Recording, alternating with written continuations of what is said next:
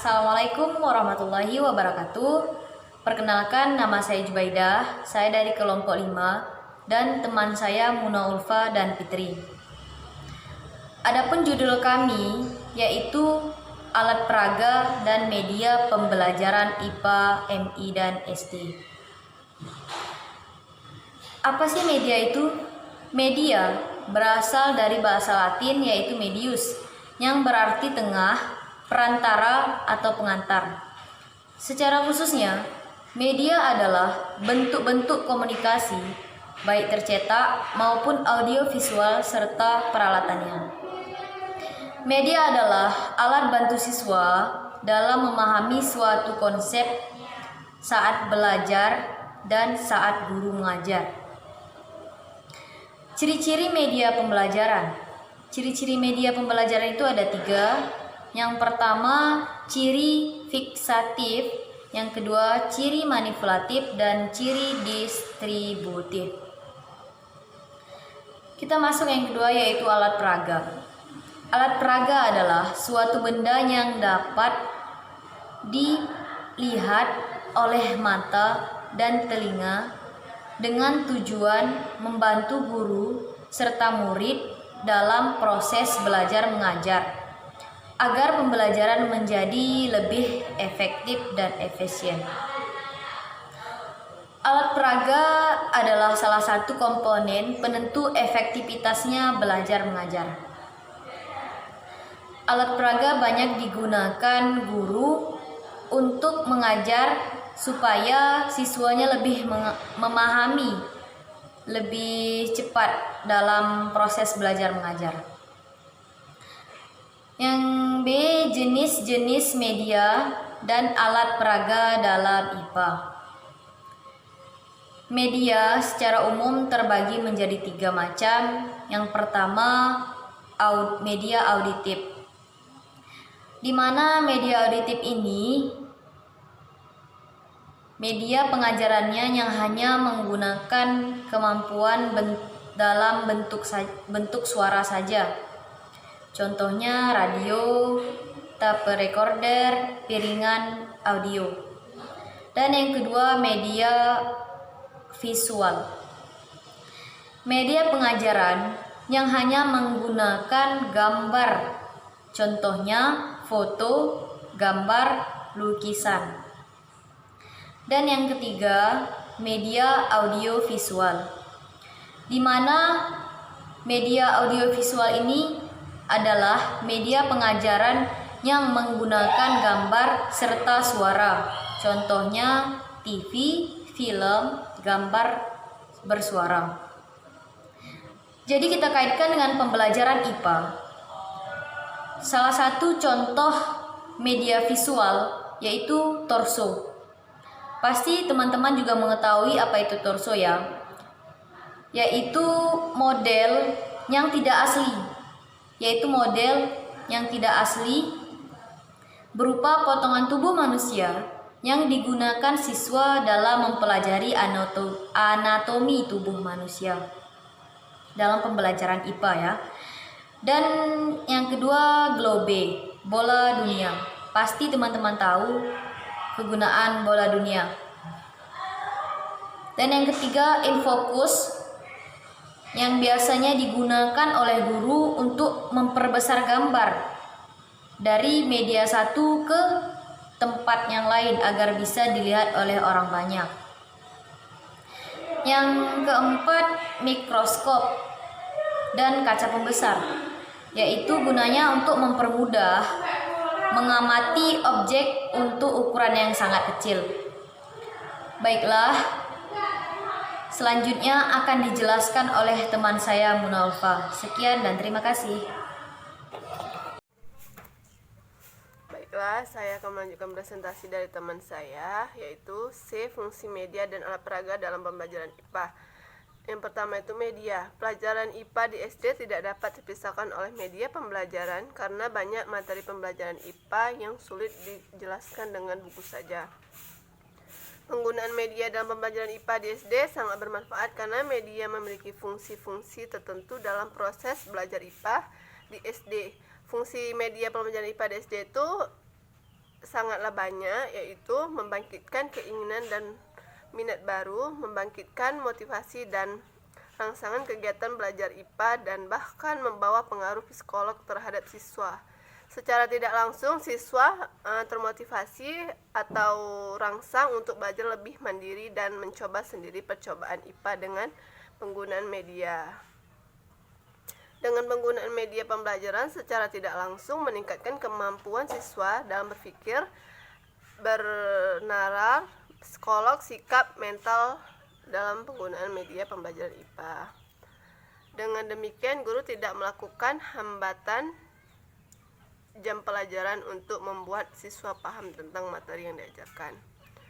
Akibat penggunaan media pembelajaran IPA di SD, guru dan siswa menjadi interaktif dalam pembelajaran. Dengan interaksi yang aktif membuat pembelajaran menjadi menyenangkan. Penggunaan media pembelajaran IPA berpengaruh pada sikap siswa dalam belajar nilai-nilai dalam perkembangan psikolog pada peserta didik. Pembelajaran IPA di SD tanpa menggunakan media akan terasa membosankan dan minat siswa dapat mempelajari pelajaran tersebut sangatlah sedikit. Pembelajaran tersebut hanya metode atau guru mengajar siswa mendengarkan saja, karena pembelajaran motoner siswa menjadi tidak aktif dalam mengikuti pelajaran IPA. Yang kedua itu ada alat peraga. Beberapa fungsi alat peraga antara lain fungsi alat peraga terutama untuk membangkitkan minat siswa dalam mengikuti proses pembelajaran. Yang kedua itu fungsi alat peraga untuk menyajikan materi ke dalam bentuk yang tidak konkret. Siswa pada tingkat yang lebih rendah akan lebih memahami dan mengerti apa yang diajarkan. Yang ketiga itu dengan alat peraga siswa akan menyadari adanya hubungan antara pembelajaran dengan benda-benda di sekitarnya. Yang keempat, penggunaan alat peraga memungkinkan konsep-konsep abstrak yang disajikan dalam bentuk konkret. Yang keenam, sebagai alat bantu untuk mewujudkan situasi belajar mengajar yang efektif. Dan selanjutnya D, manfaat media dan alat peraga dalam pembelajaran IPA. Yang pertama itu media. Media-media tersebut beraneka ragam bentuk. Media tersebut dalam proses pembelajaran sangat bermanfaat bagi peserta didik maupun guru-guru. Manfaat yang dapat diperoleh jika menggunakan media adalah A. Penyampaian pelajaran menjadi lebih baku. B. Pengajaran menjadi lebih menarik. C. Pembelajaran menjadi lebih interaktif dengan penerapannya teori belajar dan prinsip-prinsip psikolog sehingga mudah diterima atau dipahami oleh siswa. D. Mempersingkat waktu pembelajaran. E. Kualitas hasil belajar siswa dapat meningkat. F. Pengajaran menjadi fleksibel. Dan yang kedua tuh ada alat peraga. Ada pun beberapa manfaat alat peraga bagi siswa. Di antaranya adalah A. Memuaskan perhatian siswa. B. Menarik minat siswa untuk belajar. C. Mempermudah penggunaan materi pelajaran. D. Merangsang daya pikir dan nalar siswa. E. Meningkatkan daya imajinasi dari kreativitas siswa. Sedangkan bagi guru manfaatnya itu adalah sebagai berikut. A. Mempermudah penyampaian materi pelajaran bersifat abstrak. B. Memperluas cakupan materi pelajaran. C. Mempermudah pencapaian tujuan pembelajaran. Dan D. Menciptakan suasana pembelajaran kondusif. Sekian, terima kasih. Nama saya Fitri, saya akan melanjutkan presentasi dari teman saya, yaitu penerapan alat peraga dalam pembelajaran. Kegiatan belajar mengajar atau KBM yang dilaksanakan setiap hari merupakan kehidupan dari suatu kelas, di mana guru dan peserta didik saling terkait dalam pelaksanaan kegiatan yang telah direncanakan oleh guru. Keberhasilan kegiatan tersebut sepenuhnya menjadi tanggung jawab guru, karena guru merupakan pengelola tunggal di dalam kelas.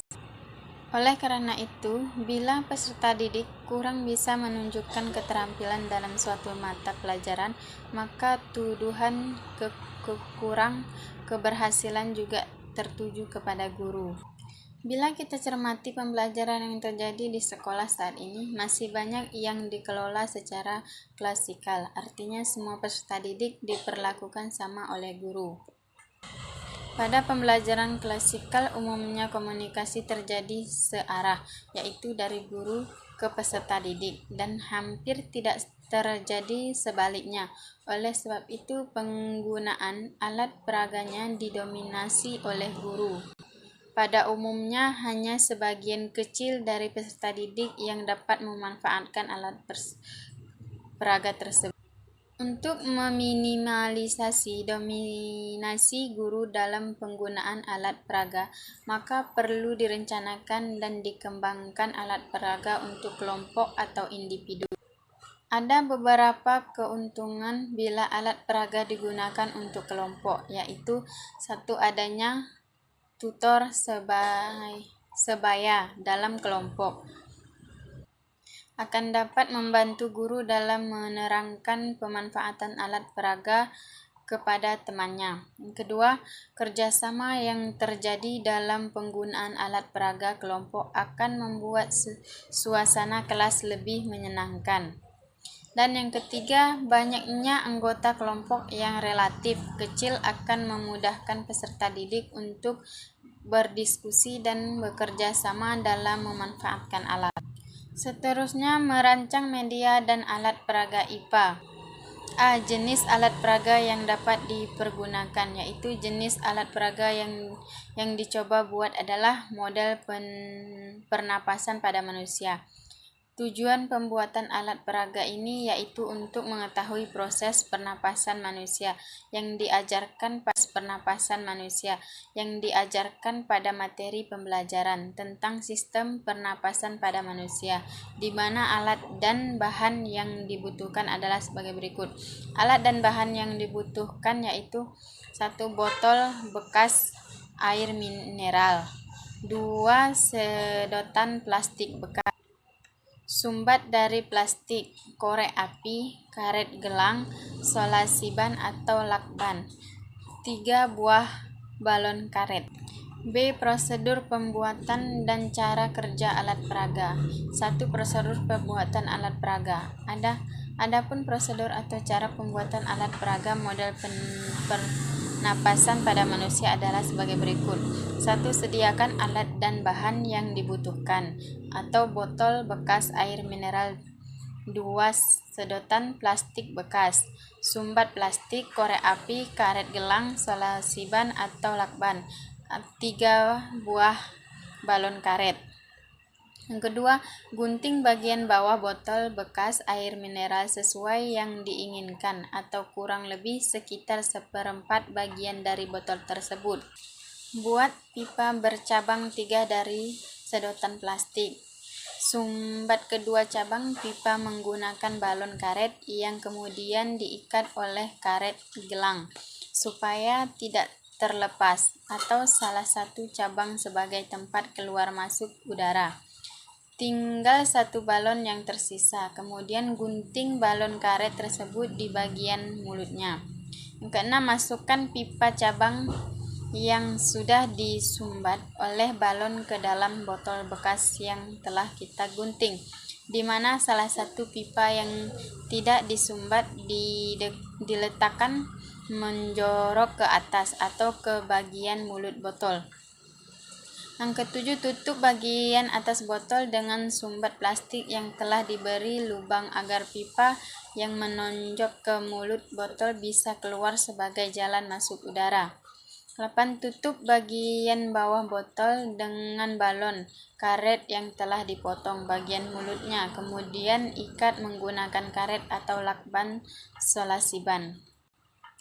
Yang ke-9, jika sudah rapat, alat peraga sudah siap untuk digunakan. Yang kedua, cara kerja alat peraga. Ketika karet penutup botol plastik transparan ditarik, ruangan di dalam pipa bertambah besar sehingga tekanan udara di dalam tabung plastik menjadi rendah. Kemudian menarik udara dari luar masuk sehingga balon di dalam botol plastik menjadi mengembang. Sedangkan ketika karet penutup botol plastik bagian bawah ditekan, Ruangan di dalam pipa plastik menjadi penyempit dan tekanan udara di dalam tabung plastik semakin tinggi sehingga udara di dalam pipa keluar, maka terjadilah balon di dalam botol plastik menguncup atau mengempis. Begitu pula ketika karet penutup botol plastik dilepaskan, maka akan kembali seperti semula. Kejadian ini sama seperti proses pernapasan pada manusia. Baiklah, mungkin itu saja presentasi kami. Lebih dan kurang kami mohon maaf. Assalamualaikum.